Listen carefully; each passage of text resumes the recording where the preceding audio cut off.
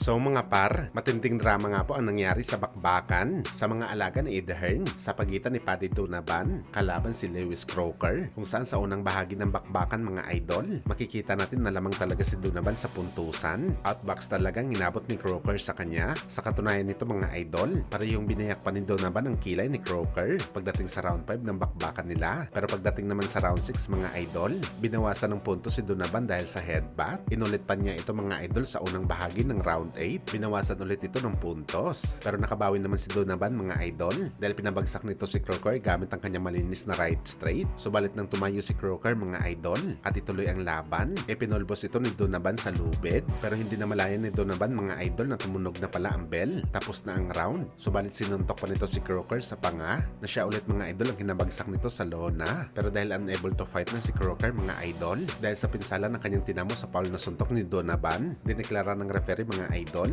na disqualified itong si Donovan. Sayang mga idol, panalo na sana ito, naging bato pa. Ang masakit dito mga idol, undefeated itong si Donovan. Nalamatan lang talaga ang record nito dahil sa disqualification na kanyang ginawa.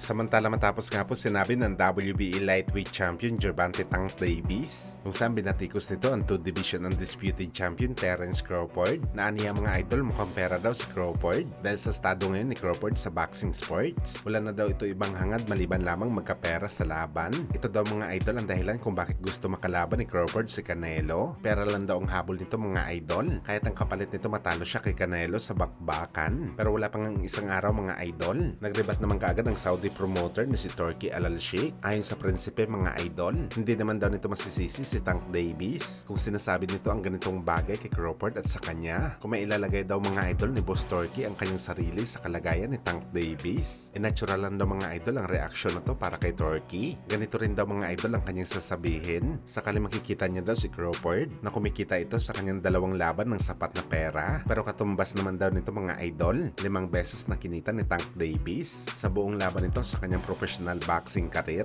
Well, isang simpleng rebat lang to mga idol para kay Boss Turki. Pero masakit naman ito para sa part ni Tank Davis. Parang sinasabi lang kasi ni Turki mga idol na isang siloso si Tank Davis na klaseng tao porket kumukubra na malaking pera si Crawford sa tabi ni Boss Turki. Babatikusin niya na ito. Alam daw kasi ni Tank Davis mga idol, nakakarampot lamang ang kanyang kinikita sa PBC. Dagdag pa ng Saudi promoter.